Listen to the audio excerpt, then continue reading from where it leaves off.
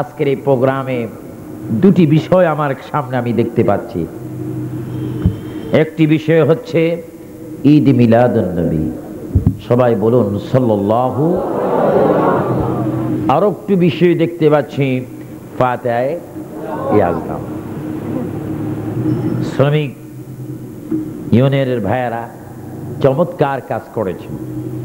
তারা রসুলকেও ছাড়েননি, ওলি আল্লাহর সরদার গৌসে পাককেও ছাড়েননি। এই মাস আরবি চাঁদে বলা হচ্ছে রবিউল সানি, আর গেল মাস রবিউল আউয়াল। গেল মাসে পৃথিবীতে আগমন করেছেন আমাদের প্রিয় নবী মুহাম্মদ রাসূলুল্লাহ সাল্লাল্লাহু আলাইহি ওয়াসাল্লাম, আর সেই মাসে তিনি বিদায় নিয়েছেন। আর এই মাসে পৃথিবীর থেকে বিদায় নিয়েছেন গৌসুল আজম। সবাই উচ্চ স্বরে বলুন মাহবুব সুবহানি, গৌসে সামদানি। উচ্চ স্বরে বলুন আব্দুল কাদের। তিনি বড় ওলি ছিলেন। যেমন আমাদের নবী, নবী কুলের সম্রাট, হুজুর গৌসে পাক ওলি কুলের সম্রাট। সুবহানাল্লাহ বলেন সুবহানাল্লাহ। আমাদের নবী যেমন পৃথিবীতে আসতে নবী হয়ে এসেছেন, হুজুর গৌসে পাক আব্দুল কাদের জিলানী রাদিয়াল্লাহু তাআলা আনহু মায়ের পেট থেকে আসতেই পৃথিবীতে ওলি হয়ে এসেছেন। আমাদের নবীর যেমনি ভাবে বেমিসাল মুজিজা, তেমনি ভাবে হুজুর গৌসে পাকের বেমিসাল কারামত।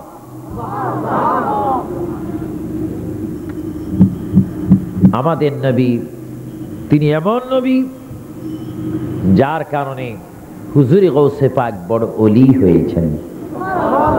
এই জন্য আমার ভাইয়েরা, আমার এই সোনার বাংলাদেশ, মায়ের দেশ, স্বাধীন দেশ, ওলি আল্লাহর দেশ, এই দেশ দুঃখের বিষয়, এই দেশে মোটামুটি ওলি আল্লাহ বিরোধী কিছু মানুষ আছে। আশা করি আল্লাহ পাক তাদেরকে হেদায়েত করবেন। হয়তো বুঝেন না বিদায় তারা বিরোধী করেন, যদি বুঝবেন আর বিরোধী করবেন না। আমি দোয়া করি এই আজকের এই দারুল ফজল, এই মার্কেট চত্বর চট্টগ্রাম থেকে শ্রমিক, চট্টগ্রাম হোটেল অ্যান্ড রেস্টুরেন্ট শ্রমিক ইউনিয়নের এই বিশাল প্রোগ্রাম থেকে আমি দোয়া করি আল্লাহ পাকের দরবারে যারা ওলি বিরোধী, নবী বিরোধী, আল্লাহ পাক যেন তাদেরকে হেদায়েত নসিব করে। হুজুর গৌসে পাক বড় ওলি ছিলেন, এর মধ্যে আপনাদের কোনো সন্দেহ আছে? ইদানিং একটি দুর্বল শব্দ শুনি, সেই শব্দটুকু হচ্ছে আলোচনা সমালোচনা হচ্ছে যে ইরাক বাগদাদ নিয়ে গেল, গৌসে পাক কোথায়? আরে এটা তো আমাদের জন্য ইমানি একটি ইমতিহান, পরীক্ষা। এটা কি হামলা মামলা আক্রমণ অনেক কিছু হচ্ছে, হবে, আরো হবে, কিন্তু আপনারা বলেন হুজুর গৌসে পাকের প্রতি যদ্দুর শ্রদ্ধা আমাদের ছিল, ইরাকের জমিন ও হামলা মামলা হওয়ার পরও আমরা কি গৌসে পাককে মোহাব্বত করা কি বাদ দিলাম নাকি? ওনার প্রতি আমাদের শ্রদ্ধা আছে নাকি? থাকবে কি? মোহাব্বত থাকবে কি? কেউ কমাতে পারবে না তো? অনেকে বলেন গৌসে পাক নিজের দেশে রক্ষা করতে পারে না, আমাদেরকে কি রক্ষা করবেন? ভাইরা ভুল করবেন না, এটা একটা ইমানি পরীক্ষা। আমি আবু সুফিয়ান আবিদ আল কাদরি তো এই ধরনের অনেক কিছু হওয়াতে আমাদের ইমান মোটেও দুর্বল হয়নি, কারণ আমরা জানি আল্লাহর খাঁটি বান্দা হতে হলে অনেক পরীক্ষা। আর সেই কথা বাদ দেন, একটি দোকানের ক্যাশে একটি মানুষকে বসাতে হলে নিজের কোম্পানি ম্যানেজার বানাতে হলে অনেক রিপোর্ট নেয়, চেয়ারম্যান রিপোর্ট নেয়, দেশীয় রিপোর্ট নেয়। এ মানুষটির উপর আমার কোটি কোটি টাকা লেনদেন হবে, সে সঠিক কিনা, ভালো কি মন্দ, যাচাই হয় কি হয় না? ব্যবসার মধ্যে যাচাই হয়, কথার মধ্যে যাচাই হয়, আত্মীয়তা করতে গেলেও যাচাই হয়। কিন্তু আপনি যদি জান্নাতে যাবেন, এটা তো নানার বাড়ির কলা না, এখানেও যাইতে হলে কিছু পরীক্ষা, আরো জোরে আমার কিছু পরীক্ষা। যাই হোক, গৌসে পাকের প্রতি আমাদের ভালোবাসা আছে কিনা?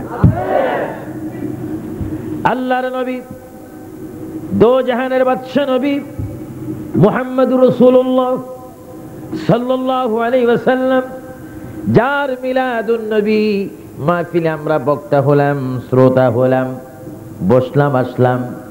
তিনি এমন নবী, দুনিয়ার মধ্যে আসার আগে এক কথায় এই বিশাল পৃথিবী সৃষ্টি হওয়ার অনেক পূর্বে আমাদের প্রিয় নবী আল্লাহ পাকের দরবারে নবী ছিলেন। জোরে বলুন না সুবহানাল্লাহ। অনেক আগে তিনি নবী ছিলেন। কখন? যখন কিচ্ছু নাই, আসমান জমিনকে যখন সৃষ্টি করা হয়নি, যখন কিছুই সৃষ্টি করা হয়নি, তখন আমাদের নবী নবী ছিলেন। তার একটি প্রমাণ আমার চোখের সামনে ভেসে আসলো। সেই প্রমাণটুকু হচ্ছে, আমরা যারা আজকের মানুষ, ইনসান, পাবলিক, শ্রমিক, যে যে অবস্থার মধ্যে আছি না কেন, আমাদের বাপ দাদা 14 পুরুষের যিনি মুরব্বী, ওই মুরব্বীর নাম আদম আলাইহিস সালাম। আদম আলাইহিস সালাম হচ্ছেন পৃথিবীর প্রথম মানুষ। আদম আলাইহিস সালাম যখন মাটি এবং পানির মধ্যে মিশ্রিত ছিলেন, তখনও আমাদের নবী আল্লাহর দরবারে নবী ছিলেন। সুবহানাল্লাহ বলেন, সুবহানাল্লাহ। তখনও আমাদের নবী নবী ছিলেন। আর এখন অনেকে ওয়াজ করেন নবী 40 বছর পরে নবুয়তি পেয়েছেন, তারপরে তিনি নবী হয়েছেন। এটা নাউজুবিল্লাহ রাউজুবিল্লাহ পড়ে। এটা যে কোনো মানুষ না বুঝি হোক যদি বলে, এটা কিছুটা মানা যায়, হয়তো পারে না, জানে না, এই জন্য বলে। কিন্তু মুখবাড়া দাড়ি রেখে, 200 গ্রাম দাড়ি রেখে, পাগড়ি মাথায় দিয়ে, আন্তর্জাতিক স্পিকার নাম দিয়ে, ওই ধরনের আন্তর্জাতিক মূর্খ, আন্তর্জাতিক জাহেরে মুরাক্কাব, আন্তর্জাতিক শয়তানের খলিফা, তারাই বলতেছেন মুহাম্মদুর রাসূলুল্লাহ নাকি 40 বছরে নবী হয়েছেন। নাউজুবিল্লাহ বলেন। এই কথা কি আমরা কখনো মানতে পারি? আমার নবী কি আদম আলাইহিস সালামের আগে না পড়ে? আসমানের আগে না পড়ে? কত আগে? আল্লাহর নবী হাদিসে শরীফে বলেন, আল্লাহর নবী হাদিস শরীফের মধ্যে বলেন, কুনতু নাবিয়্যান ওয়া আদামু বাইনাল মাই ওয়াত তিন। আল্লাহর নবী বলেন, আমি ওই সময় নবী ছিলাম, ওই সময় আমার মধ্যে নবুয়তি ছিল, আমি পাওয়ারফুল নবী ছিলাম। যখন আদমের মতো ব্যক্তি মাটির মধ্যে এবং পানির মধ্যে মাত্র খামির হচ্ছে, কায়া হচ্ছে, আদম যখন পানি এবং মাটির মধ্যে, আমি মুহাম্মদুর রাসূলুল্লাহ তখন আল্লাহর দরবারে পরিপূর্ণ নবী ছিলাম। আমার নবী অনেক আগের নবী। তেমনি ভাবে হুজুর গৌসে পাক আব্দুল কাদের জিলানী রাদিয়াল্লাহু তাআলা আনহু মায়ের গর্ভে আসার পূর্বে রূহ জগতে তিনি বড় একজন ওলি ছিলেন। সুবহানাল্লাহ বলেন। কারণ ফাতিহার মাহফিল আমার ভাইয়েরা করেছেন, নিশ্চয়ের মধ্যে একটি রহস্য রয়েছে। গিয়ারবি শরীফ হুজুর গৌসে পাক এই মাসের 11 তারিখ পৃথিবীর থেকে বিদায় নিয়েছেন। যদিও তিনি বিদায় নিয়েছেন, তিনি আমাদের খবর জানেন, কারণ এটা মোবাইলের যুগ। মোবাইল টু মোবাইল কথা হয়, মোবাইল টু মোবাইল, বন্ধু তার বন্ধুকে দেখে, এই ধরনের মোবাইলও বাইর হয়েছে। কিন্তু যদি আপনি প্রকৃত মুসলমান হন, আর প্রকৃত আশিক রাসূল হন এবং নামাজি যদি হন, তাহলে আপনি ইমানদার, যেখানে হুজুর গৌসে পাকের নজরও সেইখানে। আরো জোরে বলেন না সুবহানাল্লাহ। যদি আফসোস, আল্লাহ নবী বলেছেন আমার উম্মতের হুজুরদের মধ্যে দুই প্রকার হুজুর হবে, দুই প্রকার আলেম হবে। এক প্রকারের আলেম চির জাহান্নামী, আরেক প্রকারের আলেম চির জান্নাতি। আপনার ডাক দিয়ে বলেন, আপনারা কি আলেম চান না জালেম চান? আপনারা কি আল্লাহওয়ালা চান না শয়তানওয়ালা চান? আপনারা কি মুমিন চান না কমিন চান? অনেক ফাতেমা আছে, ইত্যাদি ইত্যাদি। মাথায় কাপড় দেয় না, স্বামীকে মানে না, সমান অধিকার চায়, রাজপথের স্লোগান দিচ্ছে বিভিন্ন জায়গায়, বিভিন্ন জায়গায়। নারী সমাজ এখন প্রতিষ্ঠিত। আমি বলি না যে নারী সমাজ ঘরের ভিতরে 24 ঘন্টা থাকতে হবে, তা আবু সুফিয়ান আবিদ আল কাদরি বলে না, এটা আমিও মানি না। কিন্তু নারী সমাজের অধিকার ইসলাম যদ্দূর দিয়েছে ততটুকু নারী সমাজের জন্য যথেষ্ট। হয়তো তারা এটাকে পরিচালনা করতে জানে না বিদায় আজকে তারা ভুল পথে পরিচালিত হচ্ছে। নারী সমাজ কিভাবে চলবে আল্লাহ পাক তার সিদ্ধান্ত দিয়েছে কিনা? আরো জোরে বল, দিয়েছে কিনা? বর্তমান নারী সমাজ মাঝে মাঝে দেখা যায় সাইকেল চালায়, হুন্ডা চালায়, সব জায়গায়।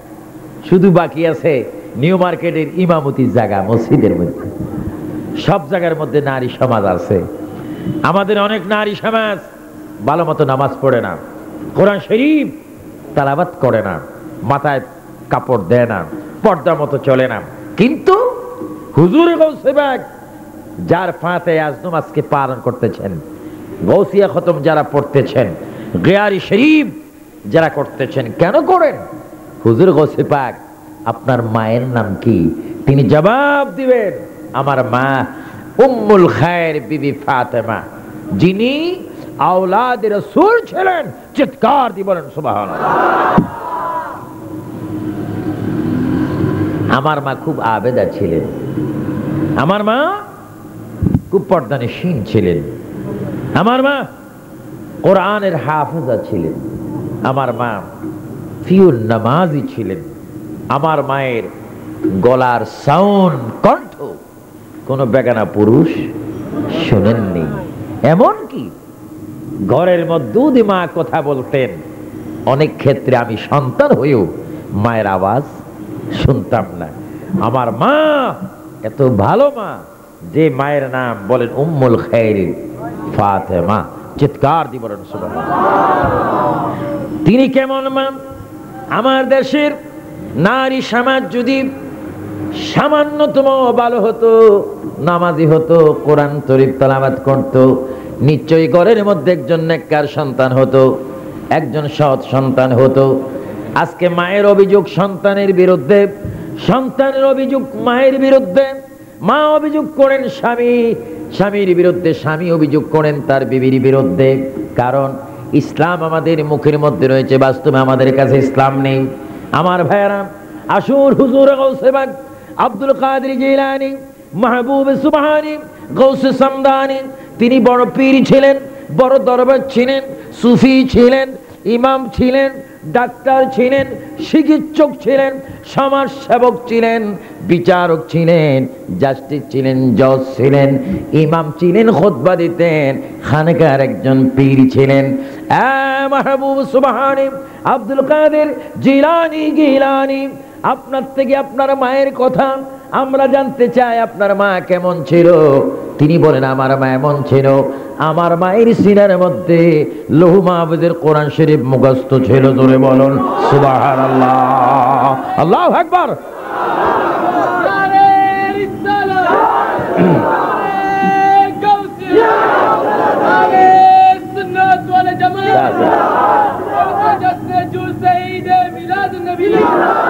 আমার ভাইয়েরা, লৌহ মাহফুজের কোরআন আমার মায়ের সিনায় মুখস্থ ছিল। আমি ওই মায়ের সন্তান। সুবহানাল্লাহ।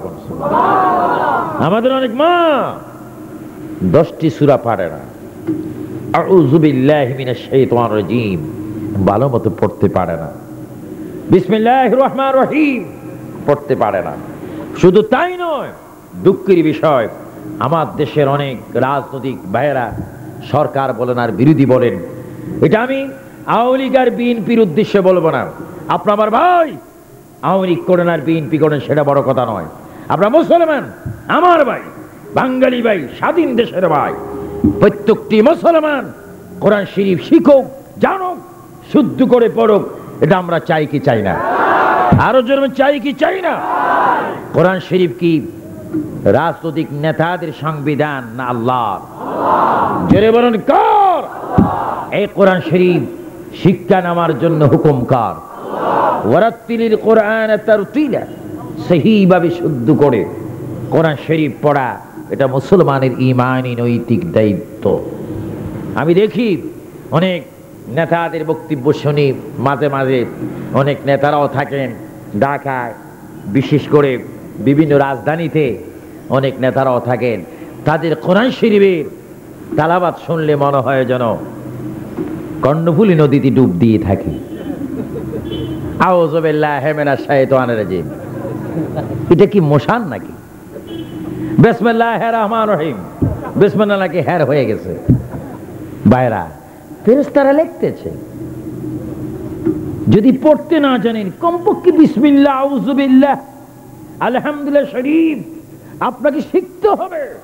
আপনি মুসলমান, আপনি এমন একজন জাতি, এমন একজন ব্যক্তি, সৈনিক, আপনার নবীর নাম সবাই জোরে বলেন রাহমাতাল লিল, আরো জোরে বলেন রাহমাতাল লিল। নবীর উম্মত হয়ে আমার ভাইয়েরা কোরআন শরীফ সেই শুদ্ধভাবে আমরা শিখতে চাই কি চাই না? আমার এই কথায় কোন আপনার মনে কষ্ট আনছেন? কে কে কষ্ট আনছেন একটু হাত তোলেন। কষ্ট আনার কথা নয়, সবাই শিখবেন। আমি সকলের হাতে ধরে অনুরোধ করে যাব, কোরআন শরীফ ভালো মতো পড়েন। কারণ কোরআন শরীফ যে যতক্ষণ পড়ে সে যেন ততক্ষণ আল্লাহ পাকের সাথে কথা বলে। আরো জোরে বলেন না সুবহানাল্লাহ। আপনি যদি বলেন হ্যালো হ্যালো, বন্ধু যদি কথা না বুঝে তো বন্ধু বলবে তুমি হ্যালো বলতেছ, বোধহয় তোমার কান যেন, কানের মধ্যে যেন কি হয়েছে। আমি তো বলি সুস্থ, হয়তো তোমার মোবাইলের মধ্যে কি নেই, চার্জ নেই, হয়তো ব্যাটারি কি হয়ে গেছে। কিন্তু আল্লাহ বলে বান্দারে, তুমি যখন কোরআন শরীফ পড়ো সহি করে পড়ো। কারণ আমি বলেছি ওয়ারাত্তিলিল কোরআনা তারতিলা, সহি করে কোরআন শরীফ পড়ো। বান্দারে, তুমি যখন কোরআন শরীফ পড়ো আর তোমার অঙ্গুরে কোরআনের কালো অক্ষরগুলা ধরো, আমার রাসূল ঘোষণা দিচ্ছে, উম্মত বহুদিন টেলিফোনে আলাপ করেছো, মোবাইলে আলাপ করেছো, মায়ের সাথে কথা বলেছো, এত মজা হয়নি। আজকে তুমি কোরআন পড়োনি, আমি রাসূল ডিক্লার দিলাম তুমি যেন আল্লাহর সাথে কথা বলেছো। জোরে বলেন না সুবহানাল্লাহ। আমার শ্রমিক ভাইয়েরা, বুদ্ধিজীবী ভাইয়েরা, সরকারি বেসরকারি ভাইয়েরা, পুলিশ ভাইয়েরা, বিডিআর ভাইয়েরা, আর্মি ভাইয়েরা, আমার এই মেট্রোপলিটনের অনেক যোগ্যতম পুলিশ ভাইয়েরা, আওয়াজ দিয়ে আমরা সবাই বলি, কোরআন শরীফ সহিভাবে আমরা শিখতে চাই কি চাই না? হুজুরে গৌসে পাকের মা কোরআনের হাফেজ ছিলেন। কেমন হাফেজ? প্রতিদিন তিনি এশারের নামাজ পড়তেন। আর আমরা এমন মায়ের সন্তান, বাবার সন্তান, প্রতিদিন মা বাবা এশারের নামাজ পড়ে না। মা বাবা কি করে? বিসিআর দেখে। মা বাবা কি দেখে? টিভির প্রোগ্রাম দেখে, ভারতের প্রোগ্রাম দেখে, পাকিস্তানের প্রোগ্রাম দেখে, উলঙ্গ মহিলার নাচ দেখে। মা বাবা ঘুমাচ্ছে, ছেলেও ঘুমাচ্ছে। ছেলে ভালো হবে কোথার থেকে? কিন্তু গৌসে পাকের মায়া মনমাম, তিনি এশারের নামাজ পড়তেন, কোরআন শরীফ হাত দিয়ে তিনি ধরতেন। এবার তিনি ইয়াসিন সূরা পড়তেন, ইয়াসিন শরীফ পড়ে, আয়াতুল কুরসি পড়ে, এবার আল্লাহর নবীর উপর দুরূদ শরীফ পড়ে, এবার কোরআন শরীফ পড়ে, সূরা ফাতিহা পড়ে, এবার তিনি দুরূদ শরীফ পড়ে পড়ে ঘুমাতেন। হুজুর গৌসে পাকের মা বলেন, আমি প্রতিদিন যদি কোরআন শরীফ না পড়ি মনে হয় যেন কি আমি হেরে ফেলেছি। আমি যতবার কোরআন শরীফ পড়ে দুরূদ শরীফ পড়ে আমি যখন ঘুমাইতে যাইতাম, খোদার কসম দিয়ে বলি তত রাত্রে আমি আল্লাহর নবীকে স্বপ্ন দেখতাম। আরো জোরে বলুন সুবহানাল্লাহ।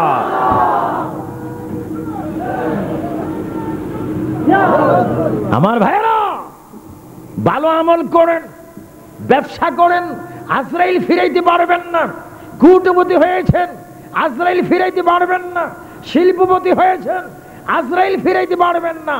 কবরে যেতে হবে, কবরে যেতে যেতে হয়।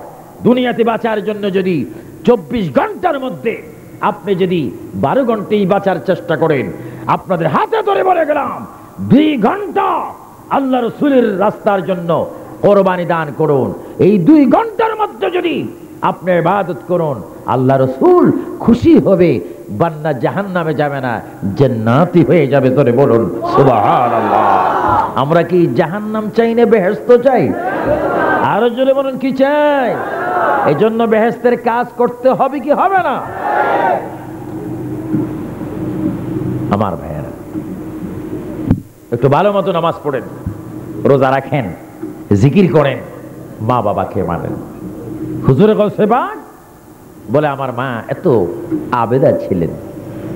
শুধু তাই নয়, আমার মা যখনই কোরআন শরীফ পড়তেন, ফজরের নামাজ পড়ে পড়ে তিনি কোরআন শরীফ তেলাওয়াত করতেন। আমি আব্দুল কাদের জিলানী আমার মায়ের পেটের মধ্যে ছিলাম। আমার ভাইয়ারা, আলহামদুলিল্লাহ সূরা শরীফ পড়ো দুনিয়াতে আসা আমাদের পক্ষে সম্ভব ছিল না, সম্ভব হয়নি। গৌসে পাক বলেন আমার মা এমন মা ছিলেন, আমাকে তো গর্ব ধারণ করে যখন তিনি কোরআন শরীফ পড়তেন, আমার মা কোরআন শরীফ যখন পড়তেন, আমি মায়ের পেটের মধ্যে ছিলাম। আমি নিজকে নিজে বললাম, এ আব্দুল কাদের। তিনি নিজের নামটাও নিজে জানেন, কারণ আব্দুল কাদেরের নাম দুনিয়ার মধ্যে লেখা হয়নি। আল্লাহর নবী যখন মেরাজে যাচ্ছিলেন তখন হুজুর গৌসে পাকের নাম রাখা হয়েছে। ধরে বলুন সুবহানাল্লাহ। উনি ওনাকে বলেন, এ আল্লাহর বান্দা আব্দুল কাদের, তুমি তোমার মায়ের পেটের ভিতরে বসে আছো, তোমার মা তো কোরআন শরীফ পড়তেছে, আর তুমি যদি অনার্থক গর্ভের ভিতরে বসে থাকো এটা তো হয় না। গৌসে পাক বলেন আমার মা যখন যা কোরআন শরীফ পড়তেন, আমি তা তখন মায়ের পেটের ভিতরে বসে বসে ওই কোরআন শরীফটুকু আমি মুখস্থ করে ফেলতাম। সুবহানাল্লাহ, সুবহানাল্লাহ। ইনি কেমন ব্যক্তি! আজকে অনেকে মস্কারি করে, আমি গৌসুল আজম মানি না। আর তুমি না মানলে কি হবে? যারা মানে তাদের জুতা রাখার উপযুক্ত তো তুমি নও। তুমি গৌসে পাক নয়। এরকম 2-4 হাজার কোটি মিলিয়ন ব্যক্তিও যদি বলে গৌসে পাক মানি না, খোদা কি কসম গৌসে পাকের একটা পশমের ক্ষতি হয় না। সুবহানাল্লাহ বলেন সুবহানাল্লাহ। আমরা গৌসে পাক মানি কি মানি না? কিছু পাগল আছে, মানুষ দেখলে দিশাহারা, মানুষের সামনে বলে ভাইরে গৌসুল আজম আব্দুল কাদের কে আব্দুল কাদের মানি, কিন্তু গৌসুল আজম মানি না। বড় চিন্তাবিদ। কিভাবে মানতে হয় কবরে যাইয়া দাও। সেই দিন দেখবা যখন ফেরেশতারা মারবে তখন বলবা ভাইরে আর মারিস না, একটু দুনিয়ার মধ্যে পাঠা, আবার গৌসে পাককে মানিয়ে আসি। যাওয়া আছে, আসা নেই। আমরা গৌসে পাক মানি। হুজুর গৌসে পাক কোরআন শরীফ মায়ের পেটের ভিতরে মুখস্থ করতেছে। তিনি দুনিয়াতে আসলেন ভাইরা আমার রমজানের পূর্বে, শাবানের চাঁদে তিনি পৃথিবীতে আসলেন। শাবানের শেষ, রমজানের শুরু। আল্লাহর ওলি পৃথিবীতে আসলেন। এসে তালাইদুল জওয়াহর কিতাবের মধ্যে আসে ওনার বয়স 5 হতে 6 বছর। মানে কয় বছর? 5-6 বছর। তিনি সুন্দর, চেহারা কত উজ্জ্বল, দেখতে কত ভালো লাগে। ওনার বাবা হযরত আবু সালেহ মুসা জঙ্গি রাহমাতুল্লাহ আলাইহি এবং ওনার মা উম্মুল খায়র ফাতেমা, উভয়জন এক হয়ে হুজুর গৌসে পাককে মাদ্রাসা দেওয়ার সিদ্ধান্ত করলেন। কারণ বাচ্চা আস্তে আস্তে বড় হচ্ছে, তাকে কোরআন শরীফ পড়াতে হবে। কারণ কোরআন শরীফ তো হচ্ছে কালামুল্লাহ, আল্লাহর কিতাব, রাসূল পাকের উপর নাযিল হয়েছে। এই কোরআন শরীফ যে যত ভালোবাসবে আল্লাহ পাক ততই তাকে দ্বীন ইসলামের মধ্যে কবুল করবে। সুবহানাল্লাহ।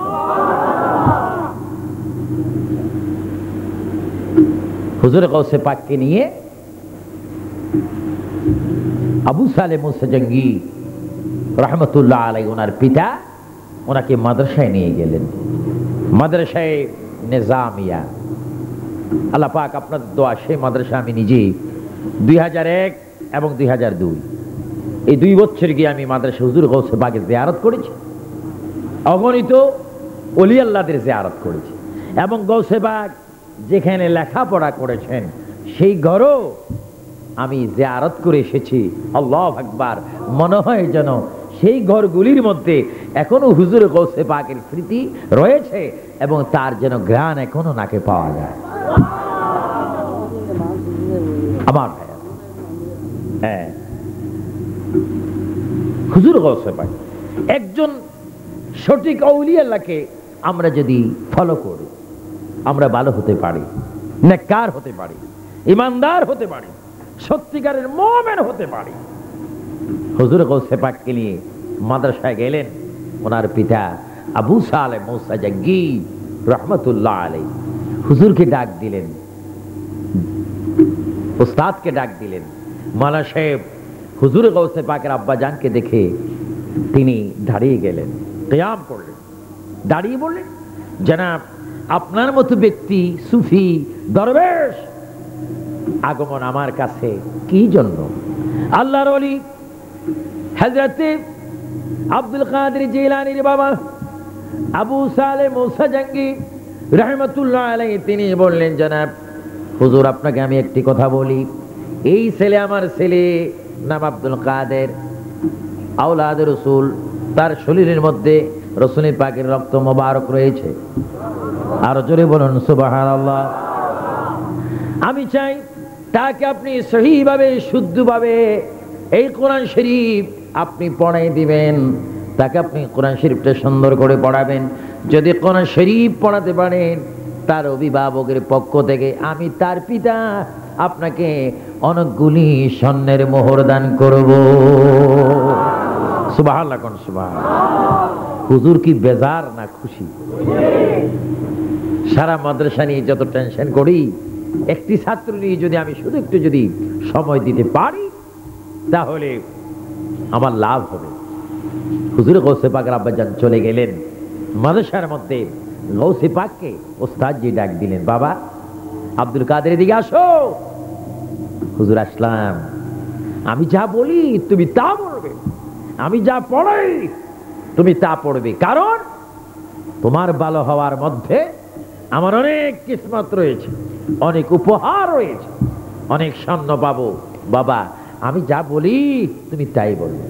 ওস্তাদজি এবার মাদ্রাসার মধ্যে বলেন, রব্বি শিরাহ লি সাদরি ওয়া ইয়াসসির লি আমরি। এই কথা যখন বললেন হুজুর গাউসে পাক সুন্দর করে বলে দিলেন, আমার ভাইয়েরা বলুন, আউযু বিল্লাহি মিনাশ শাইতানির রাজিম। আর একটু জোরে বলুন, আউযু বিল্লাহি মিনাশ শাইতানির রাজিম। উস্তাদ সামনে বলেন বিসমিল্লাহির রহমানির রহিম। হুজুর গাউসে পাক বলেন আলহামদুলিল্লাহি রাব্বিল আলামিন। হুজুরে গাউসে পাকের উস্তাদ বলেন আলিফ লাম মিম যালিকাল কিতাবু লা রাইবা ফীহি হুদাল লিল মুত্তাকিন। আর গাউসে পাক আরো আগে বলেন, আমার ভাইরা সায়াকুল বলে ডাক দিচ্ছেন। হুজুর গাউসে পাক যা বলেন, উস্তাদ যা বলেন, গাউসে পাক তা বলেন না, বরঞ্চ সামনে সামনে অনেক আগে আগে তিনি পড়েন। উস্তাদজি গোসা হয়ে বলেন, বাবা গো তোমাকে পড়েই স্বর্ণে পাবো তো দূরের কথা, ইজ্জত পাওয়া তো বড় মুশকিল হয়ে গেল, কারণ আমি যা বলি তুমি কেন তা বলো না। হুজুর গাউসে পাক বলেন, হুজুর এতক্ষণ পর্যন্ত যা পড়েছেন এগুলো আমি অনেক আগে শিক্ষা নিয়েছি। জোরে বলুন সুবহানাল্লাহ, আল্লাহু আকবার। আর উচ্চ সুরে আল্লাহু আকবার। এবার বলে ইয়া রাসূলুল্লাহ, এবার বলে ইয়া ওয়ালি আল্লাহ। হুজুর কি পড়াচ্ছেন? ছোট্ট একটি বাচ্চা যদি 60 বছরের মুরব্বীকে যদি বলেন কি পড়াচ্ছেন, উনি তো বেহুশ হয়ে যাওয়ার কথা। কো বাবা ছোট্টবেলায় এত আওয়াজ, বড় হলে না জানি তুমি কি করবে। কো হুজুর আমাকে সুন্দর করে পড়ান, আমি যেখান থেকে পড়লে আপনি পড়ালে আমি পড়বো, ঠিক সেখান থেকে পড়াবো।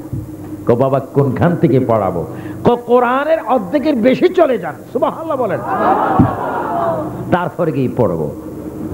কো আমি তোমার আব্বাকে বলবো এই যে ছাত্র আমাকে দিয়েছেন এটা কেমন ছাত্র দিলেন, আমাকে মানে না।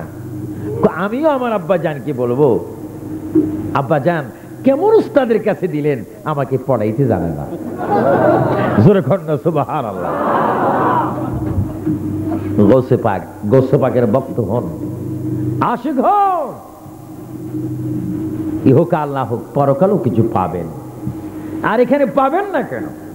যথেষ্ট পাবেন না। ওলি আল্লাহর নীতি মানা মানুষকে অনেক কিছু দিতে পারে, মানুষের জীবনকে সুন্দর করে দিতে পারে। সেই ক্ষমতা আউলিয়া কেরামের আদর্শের মধ্যে আছে কিনা? এটা জন্য শরীফ পড়ে নেন আল্লাহুম্মা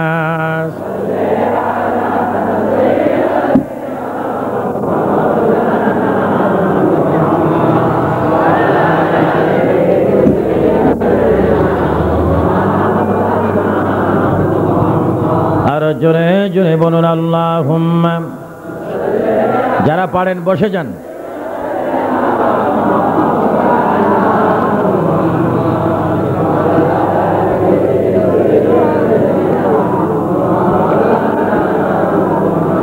আল্লাহ তুমি দয়া করো, নসিব করো মদিনা, নবীজিকে না দেখায় কবর দেশে নিও না। আল্লাহ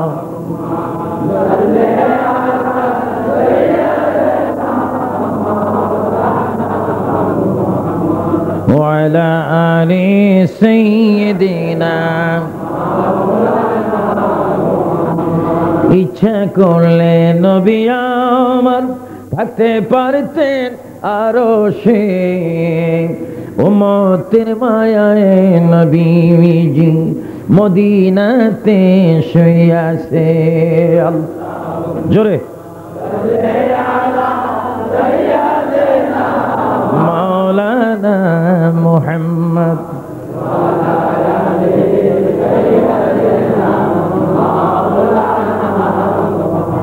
লক্ষ কোটি সালাম জানাই নবীজির পাক চরণে, দয়া করে পার করিবেন রোজ হাশরের ময়দানে। সাল্লি আলা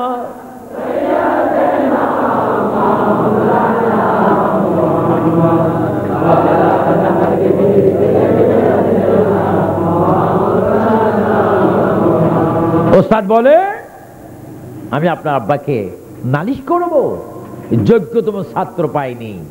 আর হুজুর গৌসে পাক বলেন আমিও আব্বা জানকে বলবো যোগ্যতম ওস্তাদ পাইনি।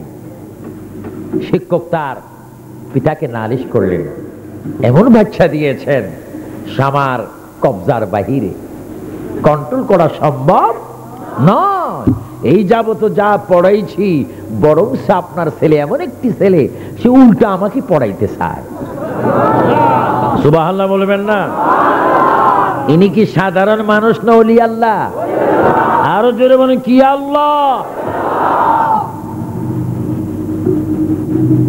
এই জন্য অনেকে ওলি আল্লাহ মানতে চায় না।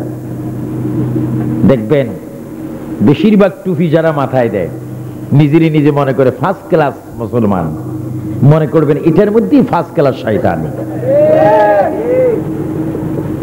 মাঝে মাঝে দাড়িও রাখে দেখা যায়, তো দাড়ি রাখা তো সুন্নাত, দাড়ি রাখতেই হবে, কিন্তু দাড়ি রেখে ওলি আল্লাহর বিরুদ্ধে করা এটা কোন সুন্নাত?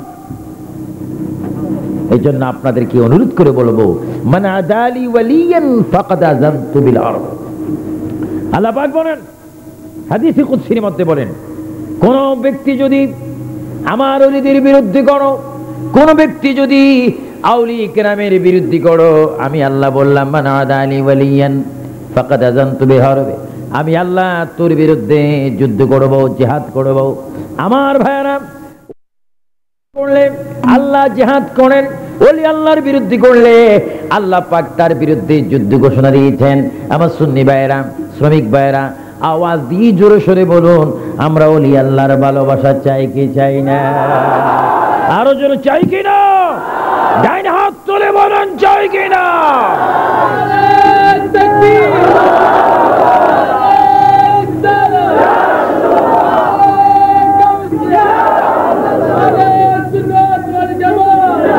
মারহাবা বলেন, মারহাবা। আরো জোরে বলেন মারহাবা। ওলি আল্লাহর ভালোবাসা আমরা চাই। কেন চাই? ওলি আল্লাহরা হচ্ছে আল্লাহর মাহবুব বান্দা, আউলিয়া কেরাম হচ্ছে আল্লাহর মাহবুব বান্দা। তাদেরকে আমাদের মানা উচিত, তাদেরকে মানার জন্য হুকুম কার? হুজুরের এই রিপোর্ট পেয়ে আব্বাজান খুব রাগান্বিত, রাগ হলেন, গোসা হলেন, ফায়ার হলেন। আমার ছেলে ওস্তাদ মানে না, এটা তো হয় না।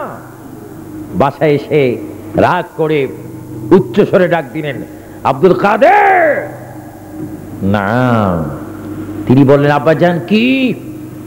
তোমাকে মাদ্রাসায় দিয়েছিলাম সুশিক্ষা অর্জন করবে, টিচারকে মানবে, মাস্টারকে মানবে, ওস্তাদকে মানবে, আর তুমি নাকি তার বিরোধী করে যা পড়েছে তা না পড়ে তুমি আগে আগে পড়ছো, এটা তো ভালো করেনি। আব্বাজান, তিনি আমাকে পড়াইবার মতো যোগ্যতা ক্ষমতা নাই বিধায় আমি তার কাছে পড়তে চাইনি। আল্লাহর ওলি এই কথা যখন বললেন, যত বড় ওলি হোক না কেন বাবার কাছে পীরগিরি চলে না। বাবা যতই বড় সন্তান হোক না কেন, আমাদের রাষ্ট্রপতি বর্তমান ডক্টর রিয়াজউদ্দিন সাহেব, ওনার বাবা যদি থাকতো ওনাকে নাম ধরে ডাকতে পারে। আমাদের জন্য তিনি মহামান্য রাষ্ট্রপতি, কিন্তু বাবার জন্য মহামান্য রাষ্ট্রপতি নয়, ছেলে। হুজুর গাউসে পাকের বাবা আবু সালেহ মুসা জাহাঙ্গীর রহমতুল্লাহ আলাইহি নিজ সন্তানকে এই কথা শুনে ডান হাত তুলে গালের মধ্যে যখন একটি থাপ্পড় মেরে দিলেন, হুজুর গাউসে পাক 6 বছরের বাচ্চা একটি কবরস্থান দিয়ে তিনি যখন যাচ্ছেন আর চিৎকার দিচ্ছে, এই কবরবাসী ভাইয়েরা, তোমরা কি মুসলমান নয়? আমার বাবা আবু সালেহ মুসা জাহাঙ্গীর রহমতুল্লাহ আলাইহি আমার গায়ে হাত তুললো, তোমরা কি কবর দেখে শুই থেকে কি তোমরা এই ঘটনা দেখো না? এই কথা যখন তিনি বলল, কিতাবের মধ্যে আসে সঙ্গে সঙ্গে হুজুর গাউসে পাকের কথা শোনা মাত্র 13 জন কবর থেকে মুর্দার বাইর হয়ে গেল। জোরে বলুন সুবহানাল্লাহ, আল্লাহু আকবার। এরা হচ্ছে ওলি আল্লাহ, এরা হচ্ছে গাউসুল আজম, এরা হচ্ছে আল্লাহর মাহবুব বান্দা। চিৎকার দিয়ে বলেন সুবহানাল্লাহ। এদেরকে আমরাও মানতে চাই কি চাই না? এদেরকে মানার জন্য হুকুম কার?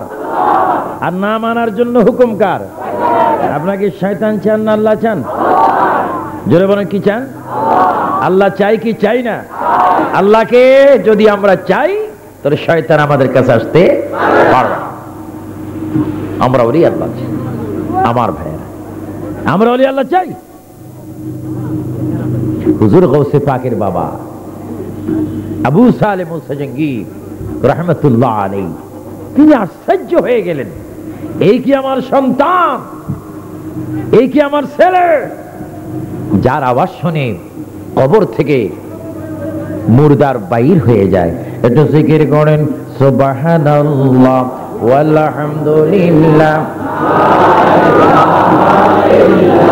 বসে পড়েন না ভাইয়েরা, সুবহানাল্লাহ।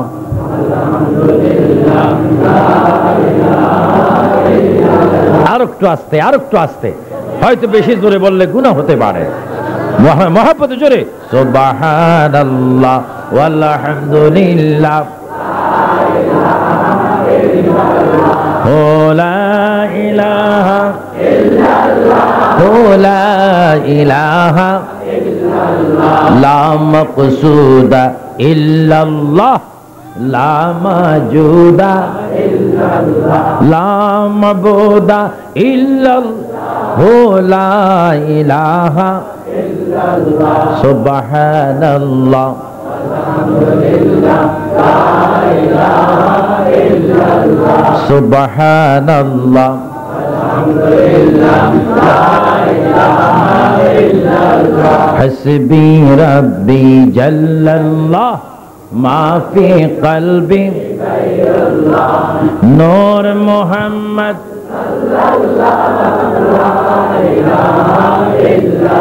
কলবের ময়লা দূর হবে, মদিনার নূর পয়দা হবে। জিকির কোন হাসবি রাব্বি মা ফি কলবি নূর মুহাম্মদ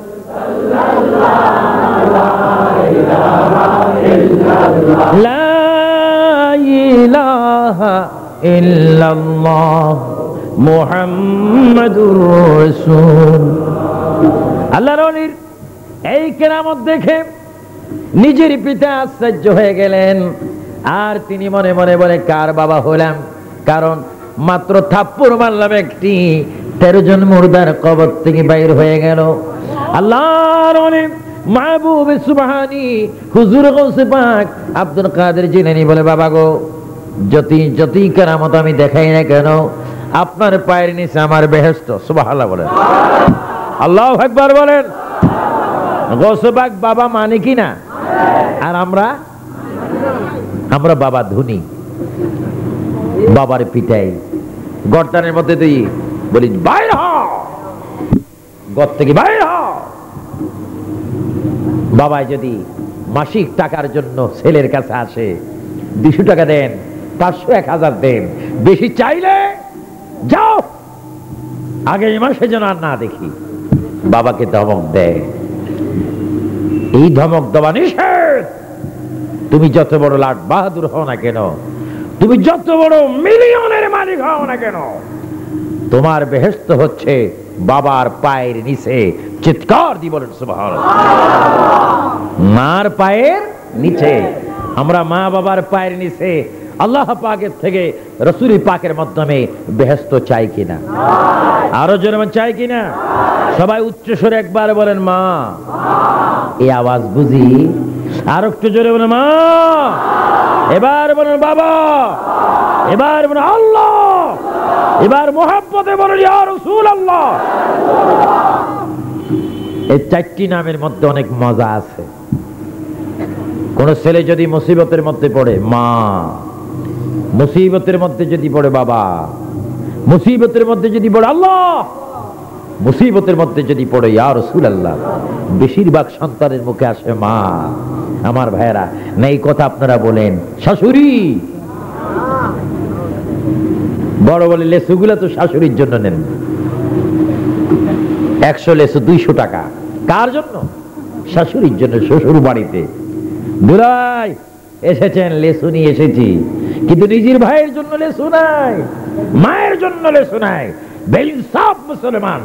আপনাদের হাতে ধরে পায়ে ধরে আবু সুফিয়ান আবিদি আল কাদেরী, আপনাদের বাঙালি ভাই হিসাবে, এই দেশের সন্তান হিসাবে আমি আপনাদেরকে বলতে চাই, যা মার্কেটে ভালো জিনিস ফল পাবেন, আগে খাবেন মা এবং বাবা। জোরে বলেন কে খাবেন? আরো জোরে বলেন কে খাবেন? এই জন্য হুজুর গৌসে পাক বলেন, বাবা আমি ছোট্ট শিশু, কিন্তু আমার আওয়াজে 13 জন মুর্দার কবর থেকে বাইর হলো। আপনি ভয় পাবেন না, আপনি এই কথা মনে করবেন না আমার ছেলে এতজন মুর্দার কবর থেকে বাইর করলো, মনে হয় যেন আমাকে যেন কি করতে যাচ্ছে। বাবা এ খেয়ালে করবেন না, আমি আরো যতই শক্তিশালী হই না কেন, আপনার পায়ের নিচে আব্দুল কাদেরের বেহেশত।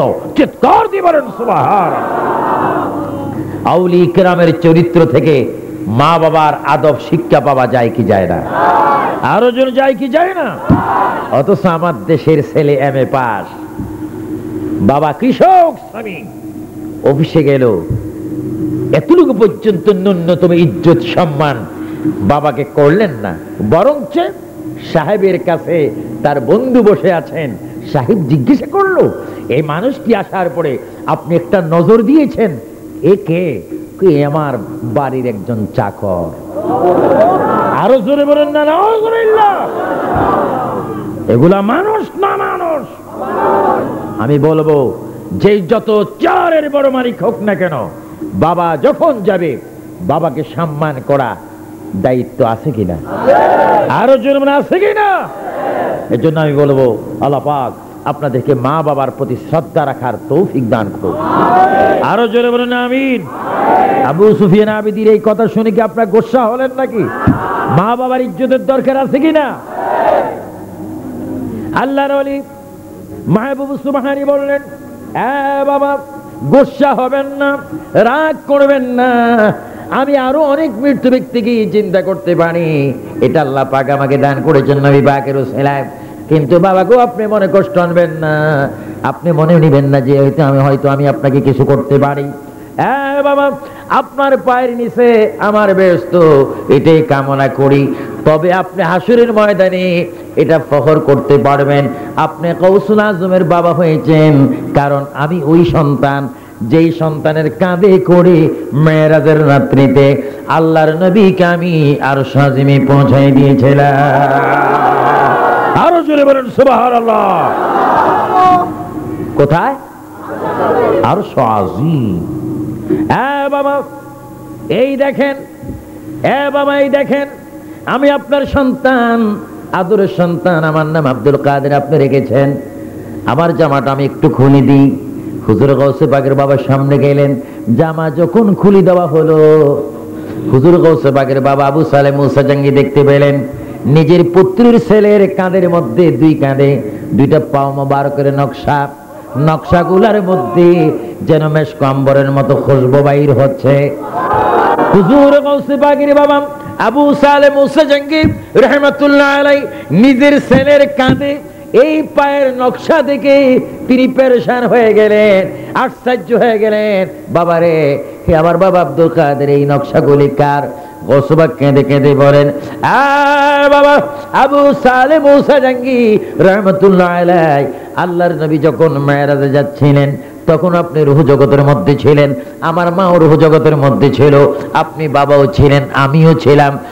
বাবা জিবরাইল আলাইহিস সালাম যেখানে যাইতে পারে না, রূহ জগৎ থেকে আমি নবীর গোলাম হইয়া আমার মা সুখে সুরতের কাঁধের মধ্যে দয়াল নবীর নূরানি দুই কদম আমার কাঁধের মধ্যে রেখেছে। আমি নবীজিকে আরশ আজিম পর্যন্ত পৌঁছে দিয়েছিলাম। ওই নবীর পায়ের নকশা আমার কাঁধের মধ্যে আপনি দেখতে পাচ্ছেন। জোরে বলুন সুবহানাল্লাহ, আল্লাহু আকবার।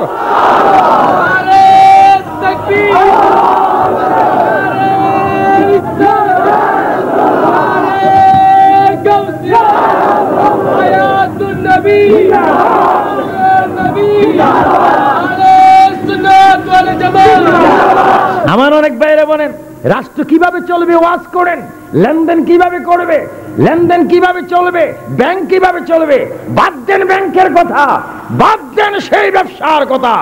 ঈমান যদি না বাঁচে, ব্যবসা দিয়ে জান্নাতে যাওয়া, পলিসি করে বেহেশতে যাওয়া। আমার দেশের অনেক মৌলবীর গোষ্ঠীগণ বলেছিল, একসময় বলেছিলেন নারীরা পর্দা করতে হবে, নারীরা রাজনৈতিক করা হারাম। ইদানিং এসে বলে নারীরা রাজনৈতিক করা খুব আরাম।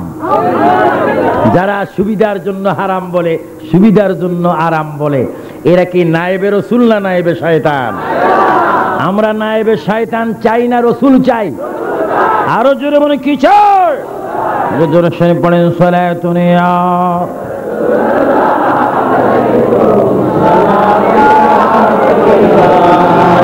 আর জোরে জোরে বলেন সালাতুন ইয়া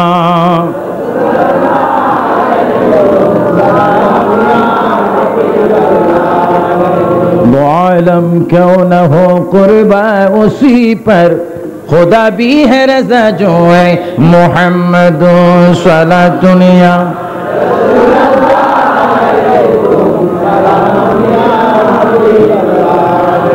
बना दे मेरे सीने को मदीना, निकालो बाहर गम से ये सफीना। सलातुन या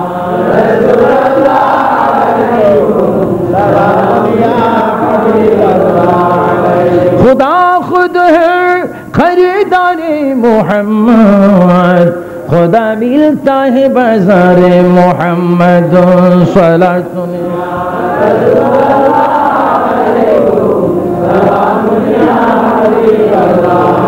कहाँ हो या रसूल अल्लाह, कहाँ हो मेरे आका मेरे मौला, कहाँ हो सलात जोरे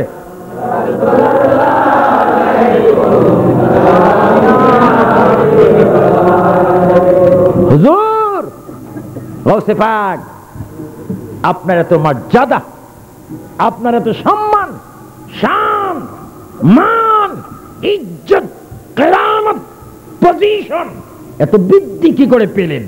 হুজুর গৌসে পাক জবাব দিবেন।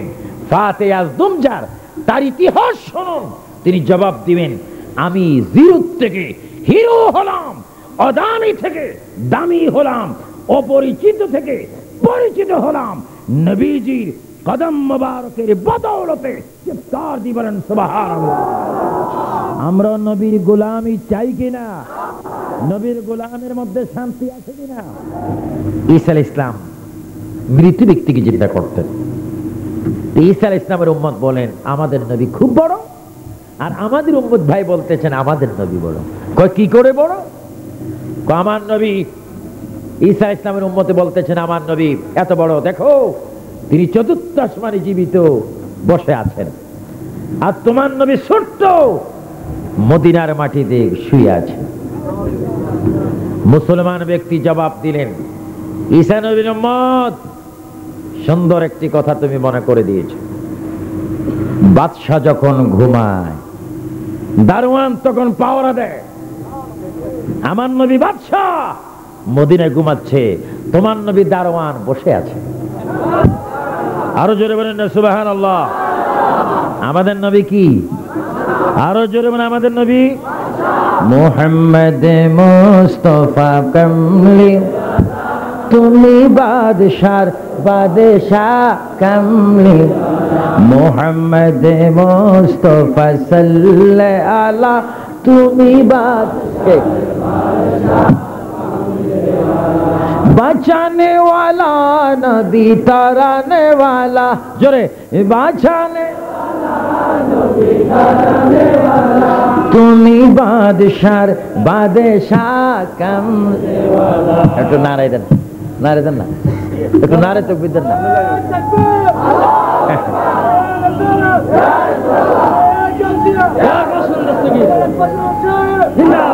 মাশাআল্লাহ মাশাআল্লাহ। আমার পরে যিনি তাকরীর করবেন হযরত মাওলানা অনল বশীর তরুণ বক্তা মাওলানা তাফাজ্জুল হোসেন ভৈরবী সাহেব এই মাত্র এসেছেন। আলহামদুলিল্লাহ বলবেন। আমার নবী বাদশার বাদশাহ। ঈসা নবীর উম্মতে বলে আমার নবী জীবিত, আকাশে বসে আছেন। আর মুসলমান ব্যক্তি বলে ঠিকই বলছো, বসে আছে তো এই কথা বলবো নাকি, শুয়ে আছে এই কথা বলবো নাকি? তবে আমার নবী বাদশাহ, তোমার নবী যেখানে সেখানেও আমার নবীর রাজত্ব। তবে আমার নবী মদিনায় শুয়ে আছেন, আর তোমার নবী বসে বসে পাওরা দিচ্ছেন। জোরে বলেন না সুবহানাল্লাহ। ঈসা নবীর উম্মত বলল আমার নবী কি বুঝি তুমি দারওয়ান বানাই ছাড়লা? হ্যাঁ, তোমার নবীর দারওয়ান। ঈসা নবীর উম্মত বলে শোনেন, আমার নবী তো মৃত্যু ব্যক্তিকে চিন্তা করে, তোমার নবী তো মৃত্যু ব্যক্তিকে চিন্তা করতে পারে না, কিন্তু আমাদের নবী যে পারে এটা মুসলমান ব্যক্তির জানা ছিল না। দুর্বল, এই পয়েন্টে তিনি হার মানতেছেন, তার কাছে দুর্বল হয়ে গেলেন। আর এই সময় বগদাদ শরীফে নামাজ পড়ার জন্য ওযু বানাচ্ছেন। সবাই বলুন আব্দুল কাদের। আরো জোরে বলুন আব্দুল কাদের। ওযু বানাচ্ছেন। আল্লাহর নবী মদিনা শরীফ থেকে ডাক দিয়ে বলেন, এই আব্দুল কাদের, তুমি ওযু বানাচ্ছ বগদাদ শরীফে, ভালো কথা। তুমি কি খবর রাখোনি এখান থেকে অনেক দূরে প্রায় সিরিয়ার মাটিতে আমার এক ভক্ত উম্মত ঈসা নবীর উম্মতের কাছে হার মানতেছে। তুমি কি দেখো না আমি রাসূল মদিনার থেকে তোমাকে হুকুম দিলাম সিরিয়ার জমিনে তুমি চলিয়া যাও, সিরিয়ার জমিনে যাইয়া ঈসা নবীর উম্মতের খপ্পর থেকে তোমার উম্মত ভাই আমার উম্মত কে তুমি রক্ষা করো। জোরে বলুন সুবহানাল্লাহ। পলকের মধ্যে গাড়ি ছাড়া, কার ছাড়া, ট্যাক্সি ছাড়া, প্রাইভেট ছাড়া, রিক্সা ছাড়া, ম্যাক্সি ছাড়া হুজুরে গাউসে পাক নবীর কথা বলতে দেরি হয়নি, বাগদাদের জমিন থেকে এক কদমে সিরিয়ার জমিনে। আরো জোরে বলেন না সুবহানাল্লাহ। কয় কদম? আরো একটু জোরে বলেন কয় কদম? সিরিয়া আসতে পারে কিনা? প্লেনের প্রয়োজন হয়, ভিসার প্রয়োজন, পাসপোর্টের প্রয়োজন। চলে গেলেন। তাও গেলেন কোথায়? দুইজন যেখানে তর্ক করতেছেন দুইজনের মাঝখানে, মধ্যখানে দাঁড়িয়ে তিনি বললেন আসসালামু আলাইকুম। মুসলমান ব্যক্তি বলেন চেনা চেনা মনে হয়, তবু যেন চেনা নয়, মনে হয় আপনাকে আমি চিনি। জোরে বলেন সুবহানাল্লাহ। হুজুর গাউসে পাক বলেন এই জন্যই তো তুমি আমাকে চিনবে, রূহ জগতে একসাথে ছিলাম। সুবহানাল্লাহ। আনতা আনতা মুসলিম আনা মুসলিম, তুমিও মুসলমান আমিও মুসলমান, তুমি যার উম্মত আমিও তার উম্মত। কিন্তু আরেকজন যে দাঁড়িয়ে আছেন উনি বলতেছেন বুঝেছি তোমরা এখন সংখ্যায় বেশি হয়ে গেছে, আমি এখন দুর্বল হয়ে গেছি। ভাই ইসলাম বিদুর্মীকে হিংসা করে না। তুমি বলো তোমার কি দাবি, কি শক্তি? তোমার শক্তি যদি কোরআন সুন্নাহ মোতাবেক আমার সামনে পেশ করতে পারো অবশ্যই তোমাকে আমি মারহাবা জানাবো, ওয়েলকাম জানাবো, স্বাগত জানাবো। বলো দেখি তোমার কি? তিনি বললেন আমার দাবি হচ্ছে আমার ঈসা নবী বড়। মুসলমান ব্যক্তি বলেন আমাদের নবী বড়। ঈসা নবীর উম্মত বলেন আমাদের নবী আসমানে, আপনাদের নবী জমিনে। আমি বলছি আমাদের নবী মৃত্যু ব্যক্তিকে জিন্দা করতে পারতেন, ঈসা নবী আপনার নবী মৃত্যু ব্যক্তিকে জিন্দা করতে পারতেন না। এ হচ্ছে প্রশ্ন। হুজুর গাউসে পাক বলেন ঈসা নবীর উম্মত ভালো কথা, তবে আমি নবী নয়, আমি সাহাবীও নয়, আমি তাবী নয়, আমি মাযহাবের ইমাম নয়। আমার পরিচয় হচ্ছে আমি নবীর গোলামের গোলামের গোলামের গোলামের গোলামের গোলামের গোলাম। আমি হচ্ছি জিলান শহরের সন্তান। আমার নাম হচ্ছে, সবাই বলেন, আব্দুল কাদের। ঈসা নবীর উম্মত শোনো, তোমার ঈসা নবী মৃত্যু ব্যক্তিকে জিন্দা করতে পারে, আমার নবীও পারে, তবে তোমার নবী যা পারে তার চাইতে বেশি আমি পারি। তুমি বলো আমার নবী তো অনেক উদ্ধার কথা, আমি যদি তোমার নবীর কাজটা আমি দেখাই দিতে পারি বাস্তবে, তুমি কি করবে? আমি সেই ধর্ম ত্যাগ করে আপনার হাতে বায়াতে রাসূল হয়, বায়াত হয়ে আমি মুসলমান হয়ে যাব। চিৎকার দিয়ে বলেন সুবহানাল্লাহ। এবার আওয়াজ দিয়ে বলেন হেদায়েতের মালিক কে? হেদায়েত নসিবে থাকতে হবে। হেদায়েতের মালিক আল্লাহ। ঈসা নবীর উম্মত যখন এই কথা বললেন, হুজুর গাউসে পাক বলে চলেন মৃত ব্যক্তিকে আমি চিন্তা করব আপনার চয়েস মোতাবেক, আপনি যেখানে বলবেন সেখান থেকে আমি একজন মৃত ব্যক্তি জিন্দা করব। ও ব্যক্তি বড় চালাক, একটা পুরান কবরের কাছে নিয়ে যাব, কারণ পুরান কবরে মানুষ নাও থাকতে পারে। যেমন আমাদের দেশে অনেক বুদ্ধিমান কোন মুসলমান আছে, আমি বলবো আমি মরলে আমারে পুরান কাপড় দিয়ে মাটি দিয়ে। যখন কবরে মুনকির নকির আসবে আমি বলবো তুমি ভুল করছো, আমার কাপড় পুরান দেখতেছো না, আমি তো আরো আগে মরছি। বলে চালাকি করে, কবরে চালাকি চলবে না। ফেরেশতারা জানে কিনা? আরো জোরে জানে কিনা? ওই বেচারা বলেন উনি যখন মৃত্যু ব্যক্তিকে চিন্তা করবেনই একটা পুরান কবরে নিয়ে গেলেন। আল্লাহু আকবার। প্রায় ৭,০০০ বছরের পুরাতন কবর। সেই কবরে নিয়ে গেলেন। এই যে একটা কবর আছে প্রায় ১৩ হাত লম্বা। জোরে বলেন কত হাত? এই মানুষটাকে যদি আপনি চিন্তা করতে পারেন তাহলে মনে করব আমি মুসলমান হব।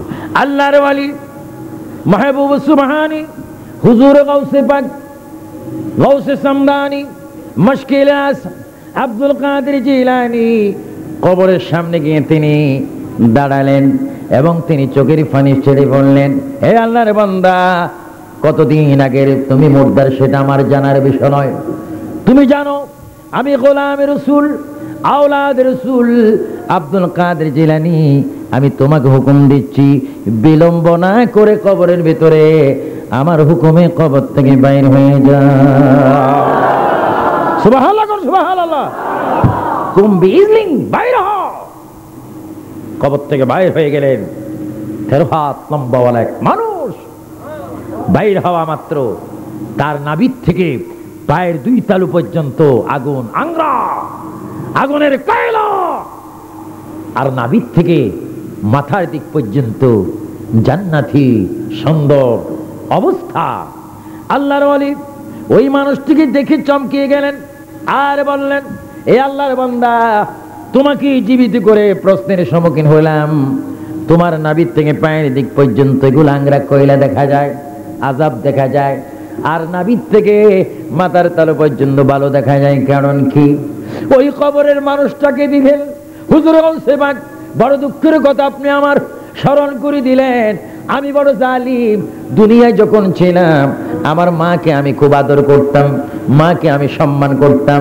যেই দিক থেকে আসতাম আমার মা জননীর কোপালে আমি চুমা দিতাম, মাকে আমি জড়াই ধরতাম, আঙ্গুর বিশেষ ফলগুলা মাকে খাওয়াইতাম। একদিন শয়তানের ফান্দের মধ্যে পড়ে 2 পাও জোর করে আমার মায়ের বুকে আমি একটা লাথি মেরেছিলাম। আমার মায়ের বুকে আমি একটা লাথি মেরেছিলাম। হুজুর গাউসে পাক যে দূরে লাথি মেরেছিলাম, এই দিক নামার দিক নিচের দিকে আমি আযাব পাই, প্রতিদিন আমি আযাব পাই। হুজুর আমাকে মাফ করে দেন, আমার মায়ের কবরের কাছে আমাকে নিয়ে যান। আমার মা যদি আমাকে ক্ষমা না করে আল্লাহ পাক আমাকে ক্ষমা করবে না, আযাবও আমার সহ্য হয় না। আল্লাহর ওলি ওকে বললেন, তোমার মায়ের কবর কোথায়? কয় হুজুর কিছু ধরে।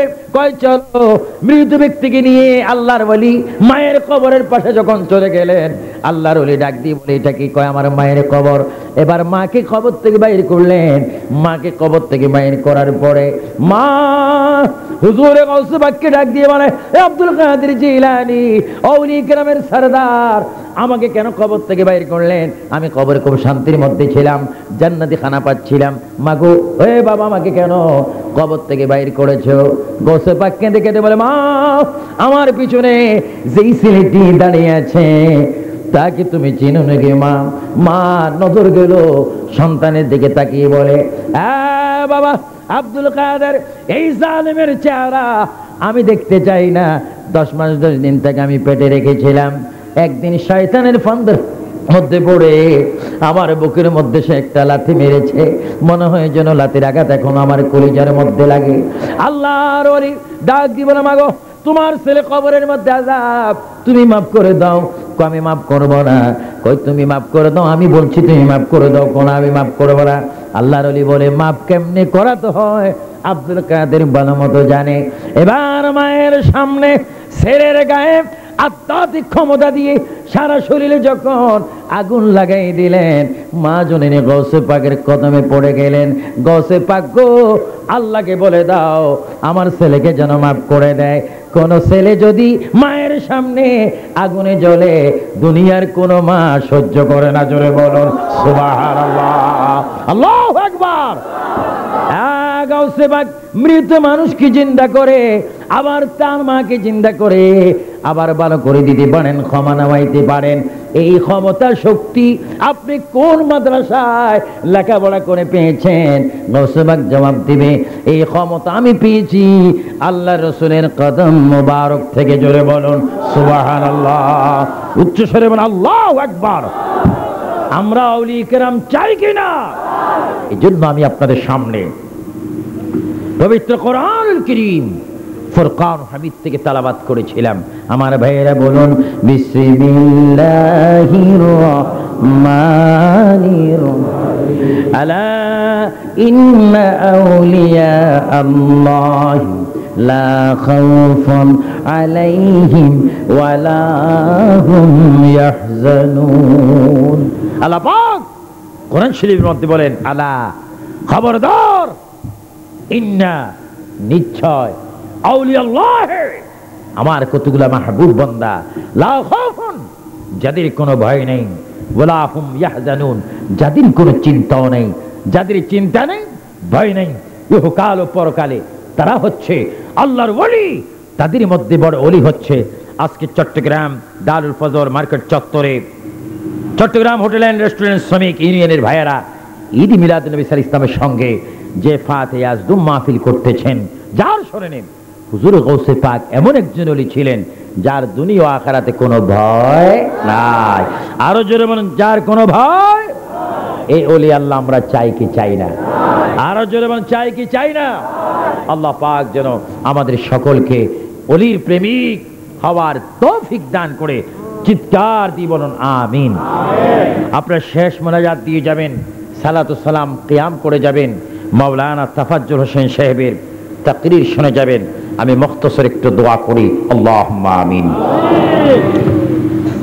রব্বানা যালামনা আনফুসানা ওয়া ইল্লাম তাগফির লানা ওয়া তারহামনা লানাকুনান্না মিনাল খাসিরিন। ربنا تقبل منا إنك أنت السميع العليم وتب علينا يا مولانا إنك أنت التواب الرحيم। আমার যুবক ভাইরা, আমার শ্রমিক ভাইরা, আমার কৃষক ভাইরা, আমার বুদ্ধিজীবী ভাইরা, আমার জ্ঞানী গুণী ভাইরা, ব্যবসায়ী ভাইরা, সরকারি বেসরকারি চাকরিজীবী ভাইরা, পুলিশ ভাইরা, আনসার বিডিআর ভাইরা, ওলামায়ে কেরাম ভাইরা, সবাই জোরে সরে একটু মা বাবার জন্য দোয়া করেন। আমার সাথে বলুন, রব্বিরহামহুমা কামা রাব্বায়ানি, জোরে জোরে, রব্বিরহামহুমা কামা রাব্বায়ানি। আল্লাহ, সবাই তিনবার বলুন আল্লাহ আল্লাহ আল্লাহ।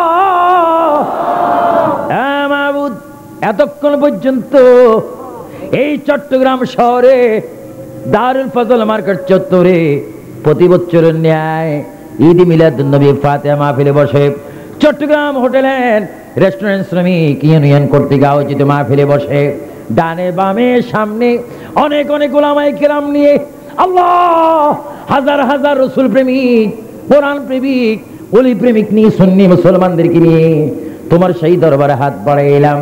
আল্লাহ, একটা তো তুমি খালি দিও না। রব্বুল আলামিন, যতগুলো হাত বাড়াইলাম আমাদের গুনাহগুলি তুমি মাফ করে দাও, আমাদের মা বাবার গুনাহ মাফ করে দাও, আমাদের দাদাদের গুনাহ মাফ করে দাও, আমাদের নানা নানির গুনাহ মাফ করে দাও। ইয়া আল্লাহ, ইয়া আল্লাহ, আমরা যারা হাত তুলেছি আমাদের কবিরা সগীরা গুনাহগুলো তুমি মাফ করে দাও। মাবুদ, মাবুদ, তুমি দেখো জনসমুদ্র হয়ে গেছে, হাজার হাজার মানুষ হাত বাড়ালো। আল্লাহ, অনেকে আমরা এতিম, আমাদের অনেকের মা নাই, আল্লাহ আমাদের অনেকের আব্বা নাই, এমন ছেলে হাত বাড়াইলাম যার মাও নাই, যার বাবাও নাই। ইয়া আল্লাহ, আমাদের যাদের মা নাই তাদের কবরে তুমি আযাব দিও না, যাদের বাবা নাই তাদের কবরে তুমি আযাব দিও না, যাদের দাদা দাদি নাই, নানা নানি নাই, তাদের কবরে আযাব দিও না। ইয়া আল্লাহ, খাস করে আমরা যারা এতিম, ঘরে যদি যাইতাম মায়ের চেহারা দেখতাম, ঘরে যদি যাইতাম অনেকে বাবার চেহারা দেখতাম। বাবা কবরে মাটির নিচে, বাবার কবরে তুমি আযাব দিও না, মার কবরে তুমি আযাব দিও না। আল্লাহ, সকলের দিলের মকসদ তুমি পূরণ করে দাও। আল্লাহ, চট্টগ্রাম হোটেল এন্ড রেস্টুরেন্ট শ্রমিক ইউনিয়নের ভাইদের হায়াতের মধ্যে তুমি বরকত দাও, সকলেরকে তুমি নামাজি বানিয়ে দাও। ইয়া আল্লাহ যারা অন্যভাবে আছে আল্লাহ প্রত্যেকে তুমি হেদায়েত নসিব করে দাও। ইয়া আল্লাহ এই মাহফিল সওয়াব জিন্দা নবী হায়াতুন নবী নূর নবী রওজায় সোনার মদিনায় তুমি কবুল করে নাও। ইয়া আল্লাহ খাস করে হুজুর পাক গৌসে পাকের রূহ মুবারকে কবুল করে নাও। খাজা গরিব নওয়াজের রূহে কবুল করে নাও। বায়ত নকশবন্দি মুজাদ্দিদ আল ফিসানের রূহে কবুল করে নাও। আল্লাহ খাস করে বাবা শাহজালাল শাহ ফরানের রূহে কবুল করে নাও। ইয়া আল্লাহ আহমদুল্লাহ মাইজবান্নার রূহে কবুল করে নাও। গোলাম রহমান মাইজবান্নার রূহে কবুল করে নাও। ইয়া আল্লাহ শাহ মানস শাহ মিসকিন শাহ বদর শাহ নদির শাহ ইয়া আল্লাহ শাহ আলী কালন্দর সহ ইয়া আল্লাহ খাস করে সৈয়দ আহমদ শাহ সিরকুটি রহমতুল্লাহ আলাইহি সহ তৈয়ব কিবলা রহমতুল্লাহ আলাইহি সহ মুর্শিদ কিবলা আবেদ শাহ মাদানী সহ আব্বা হুজুর কিবলা নুরুল হোসেন খাদার বেশ রহমতুল্লাহ আলাইহি সহ আল্লাহ যারা নাকি দুনিয়া থেকে চিরবিদায় নিয়ে কবরে শুয়ে আছে ইয়া আল্লাহ তাদের কবরে আমাদের সওয়াব পৌঁছায় দাও। রব্বানা ইয়া রব্বানা ইয়া রব্বানা জোরে বলুন রব্বানা ইয়া রব্বানা যালামনা ও যালাম কত গুনাহ করিয়াছি রব্বানা কত গুনাহ করিয়াছি রব্বানা মাফ করে দাও মাবুদ আল্লাহ রব্বুল আলামিন। হঠাৎ আমার মনে পড়ে গেল আমার এক সুন্নি বড় ভাই, সুন্নিদের বড় ভাই, সুন্নি বড় নেতা ইয়া আল্লাহ যিনি নাকি এই জায়গা বহু মাহফিল করেছে আমার ভাই মাওলানা বাকিবিল্লাহ জালালি। গত 22 তারিখ আমার জেলা চাঁদপুর ইয়া আল্লাহ অনেকে সঠিক বলতে পারে না, কেউ বলে লঞ্চ দুর্ঘটনায় মারা গেছে, কেউ বলে অপহরণ হয়ে গেছে। ইয়া আল্লাহ মাওলানা বাকিবিল্লাহ হয়তো দুনিয়ার মধ্যে বেঁচে নাই। ইয়া আল্লাহ তার আত্মাকে তুমি জান্নাতবাসী করে দাও। ইয়া আল্লাহ এইভাবে যত সুন্নি পীর মাশায়েখ ওলামায়ে কেরাম যারা দুনিয়ার থেকে বিদায় নিয়েছে তাদের কবরকে জান্নাত বানিয়ে দাও। যারা বেঁচে আছেন তাদের হায়াতে বরকত দিয়ে দাও। আল্লাহ গো তোমার কাছে শেষ ফরিয়াদ, আমরা তোমার দরবারে হাত বাড়াইছি, জানি না কার জন্য জীবনের শেষ মোনাজাত, জানি না কার জন্য কাপড়ের কোবানে কাপড়ের দোকানে কাপড়ের কাপড় তৈরি হচ্ছে, জানি না কার জন্য কবরের মাটি ছটফট করতেছে। ইয়া আল্লাহ সবাই তিনবার বলে আল্লাহ আল্লাহ আল্লাহ রে। এতগুলা মানুষ খোলা আকাশের নিচে বসে বসে রাত 1টার পরে তোমার দরবারে হাত বাড়াইলো, তোমার কি একটু মায়া লাগে না? আল্লাহ এই মাহফিলকে তুমি কবুল করো, বাংলাদেশের প্রতি রহমত দাও, বাংলাদেশের প্রতি রহমত দাও। আল্লাহ মুসলমানকে মারার জন্য ইরাকের মুসলমানের বিরুদ্ধে সৈনিক চাওয়ার জন্য বাংলাদেশের উপর চাপ সৃষ্টি হচ্ছে। আল্লাহ বাংলাদেশের সেনাবাহিনী যেন ইরাকের জমিনে না যায়। আল্লাহ আমার বাংলাদেশের সৈনিক ভাইদেরকে তুমি হেফাজত করো, ইরাকের জমিনকে হেফাজত করো, ফিলিস্তিনের জমিনকে হেফাজত করো, আফগানিস্তানের জমিনকে হেফাজত করো, সারা বিশ্বের জমিনকে হেফাজত করো।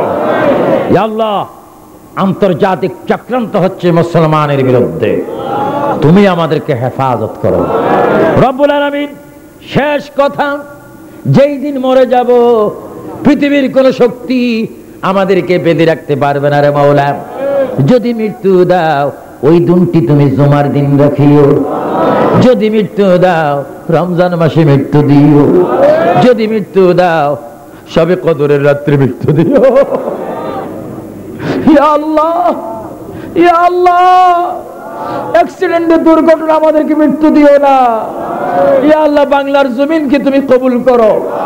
ইয়া আল্লাহ যারা বাবা শাহজালাল সহ অনেক আউলিয়া কিরামের দরবারে বেয়াদবি করে বোমা মারতেছে ইয়া আল্লাহ তুমি তাদেরকে অচিরে তাদের মুখ চেহারা উন্মোচন করে দিয়ে এই দেশের আইন দিয়ে তাদের শাস্তি করার তৌফিক দাও। ইয়া আল্লাহ মানুষ জিয়ারত করতে গিয়ে লাশ হয়ে বাড়িতে আসে, ইয়া আল্লাহ মাজারগুলোর ইজ্জত তুমি হেফাজত করো রব্বুল আলামিন। কিতাবে দেখি মৌতের কষ্ট বড় কষ্ট। আজরাইল যখন আসবে রগগুলি ঠাস ঠাস করে ছেড়ে যাবে, হাড্ডির জোড়াগুলি ঠাস ঠাস করে খুলে যাবে। ওই কঠিন মুসিবতে মদিনার নবীকে সামনে রাখিয়ে দিও। মদিনার নবী কামলিওয়ালা নবী দো জাহানের বাদশা নবীকে আমাদের সামনে রেখে জবানে তুমি পড়াই দিও লা ইলাহা ইল্লাল্লাহু মুহাম্মাদুর রাসূলুল্লাহ।